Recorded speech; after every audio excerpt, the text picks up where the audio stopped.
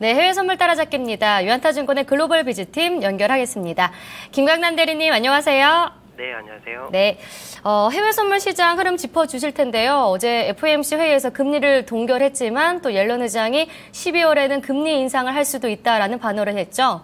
네, 일단 먼저 전일 FOMC 결과부터 살펴보겠습니다. 일단 예상대로 금리는 동결로 발표되었는데요. 문제는 12월 금리 인상 가능성을 시사했다는 점입니다. 12월 15일부터 16일 예정된 올해 마지막 FOMC 회의에서 기준금리 인상 여부를 판단하겠다며 연초부터 계속해서 예고한 대로 연내 금리 인상 방침에는 큰 변화가 없음을 또다시 확인했습니다. 미 연준은 이번 성명서에서 미국의 경제활동은 적당한 속도로 확대되고 있으며 가계 소비와 기업 투자는 탄탄한 증가세를 보이고 있는 것으로 분석했습니다. 또한 인플레이션은 목표치 2%에 근접한 것으로 평가했고요.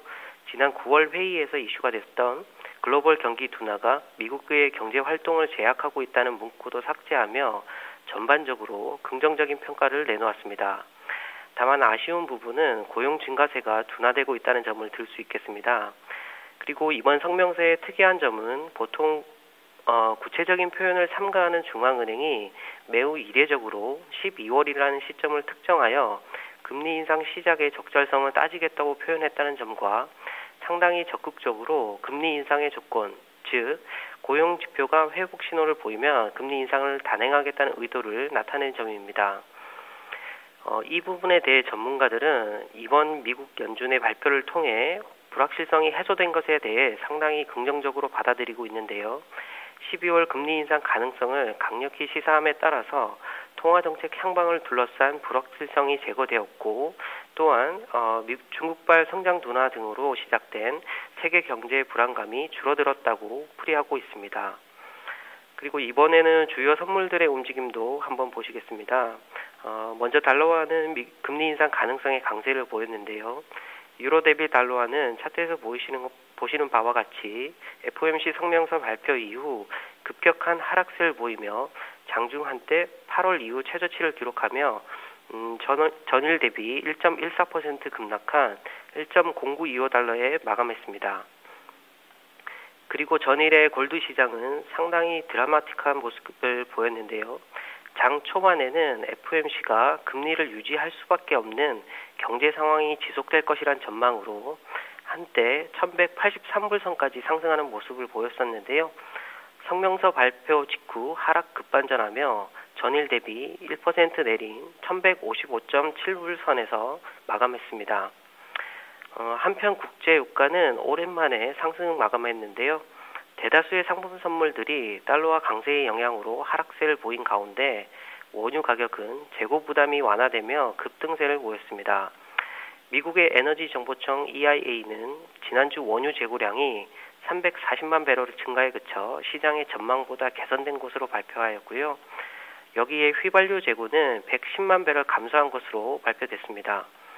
전반적으로 수요가 부족하다는 분석들이 나오는 상황에서 예상보다 원유 재고 문제가 개선되는 모습을 보인 점이 투심을 자극하며 WTI 원유 가격은 전일 대비 6.3%나 상승한 45.94달러 선으로 마감했습니다. 네, 잘 들었습니다. 그럼 금일 예정된 주목할 좀 지표도 함께 짚어주시죠. 네, 오늘은 꽤나 많은 경제 지표가 예정되어 있는데요. 그 중에서도 미국 3분기 경제 성장률을 주목해 보셔야겠습니다. 시장은 3분기 GDP가 1.6% 성장한 것으로 전망하고 있는데요. 지난 2분기 3.9%를 기록했던 미국의 국내 총생산, 다시 말해 GDP 성장률이 3분기 들어 달러 강세의 여파로 미국의 제조업과 수출 실적 부진이 두드러지면서 성장이 둔화됐을 것이라는 우려가 나온 영향으로 지난 분기 대비해서는 저조할 것으로 전망되고 있는데요. 과연 연준의 언급대로 경제 활동이 견조한 회복세를 나타낼 수 있을지는 좀 더 지켜보셔야겠습니다. 그리고 두 번째는 미국의 주간 실업수당 청구 건수입니다. 산정 기간이 짧은 지표라는 점에서 이번 회의에서 언급된 미국의 고용시장 상태를 대변하기에는 부족하지만 그래도 단기적인 고용 시장의 추세를 엿볼 수 있어 관심 있게 지켜보셔야겠습니다. 시장은 지난주 25만 9천 건에서 26만 5천 건으로 증가해 고용 시장이 소폭 위축된 모습을 보일 것으로 전망하고 있습니다. 그리고 마지막은 잠정주택 판매 지표인데요. 이 지표는 주택 매매 거래가 완료되기 직전 상태의 매매 계약을 파악한다는 점에서 기존 주택 판매를 한 달에서 두 달 정도 먼저 예측할 수 있는 선행 지표로서의 성향을 가지고 있습니다.